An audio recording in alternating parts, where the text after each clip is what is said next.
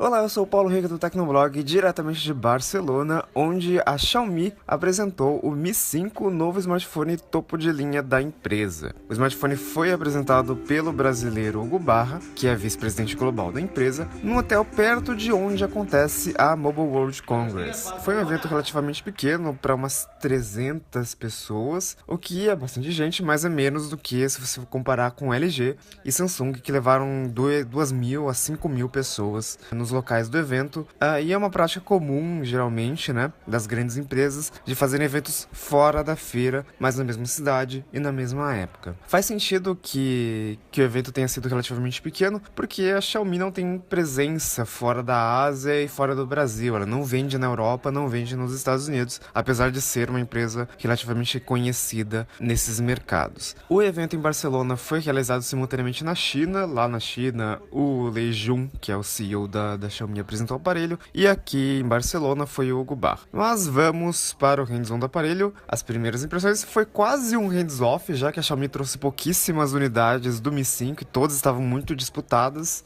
Tinha jornalistas do mundo todo, o pessoal do Verge estava aqui e tinha, assim, de todos os países. E a primeira coisa que a gente nota no Mi 5 é que o design é extremamente familiar, né? Muito familiar. Ele tem bordas de alumínio e traseira de vidro no modelo padrão, né? Só que elas são feitas de uma forma que lembram muito os smartphones da Samsung, especialmente o Galaxy Note 5, só que sem a caneta, obviamente, e com uma tela menor, uma tela de 5,1 polegadas. A Xiaomi, inclusive, na hora de apresentar o design, até apresentou umas imagens de universo, estrelas, galáxias refletindo no Mi 5, e eu duvido que não tenha sido de propósito, né?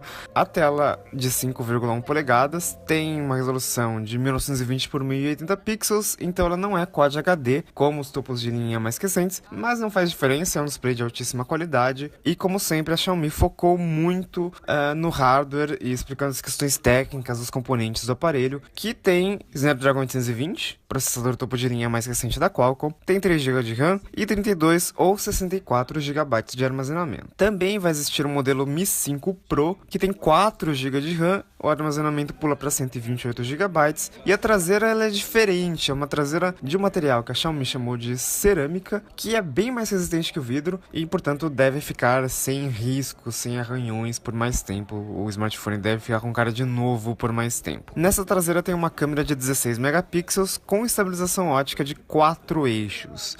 Na prática, isso significa que você pode girar e mexer o aparelho na horizontal ou na vertical, e o vídeo não vai ficar com tremidos bruscos durante a filmagem. A Xiaomi chegou a comparar isso com o iPhone 6s Plus, que também tem uma estabilização ótica, porém só de 2 eixos, e a diferença é impressionante, né? Uma coisa que me deixa em dúvida sobre essa câmera é que a lente tem abertura f/2, o que é um pouquinho menor do que o S7 ou o G5, então talvez o desempenho em ambientes noturnos não seja tão impressionante assim, mas nós só teremos certeza de como ela se comporta daqui a alguns dias.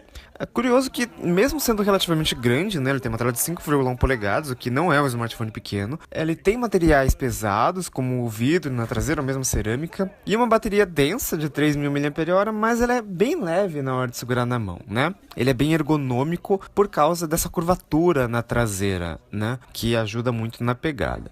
Segundo o Hugo Barra, a Xiaomi trabalhou 19 meses no Mi 5 e a Xiaomi fez um bom trabalho refinando o design, né?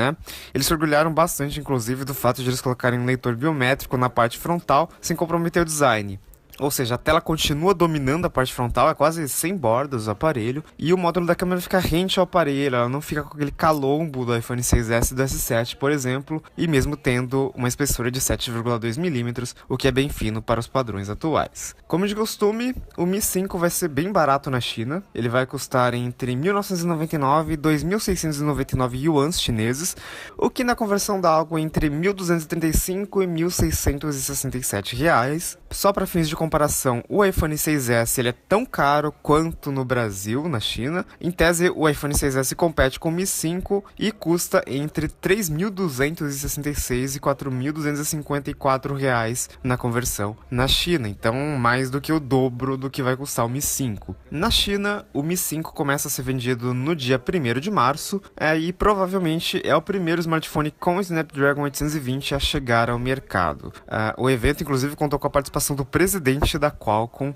E o Gubarra falou Qualcomm várias vezes, então a gente sabe que Xiaomi e Qualcomm são bastante parceiras. Os preços e a data de lançamento no Brasil não foram divulgados. O Gubarra chegou a dizer que o lançamento do Mi 5 no Brasil depende da Anatel, então para bom entendedor, meia palavra basta. Então provavelmente o aparelho já está em processo de homologação da Anatel, mas enfim, por enquanto nada de preço, nada de data de lançamento no Brasil. Mais informações você confere no Tecnoblog. Até a próxima, tchau!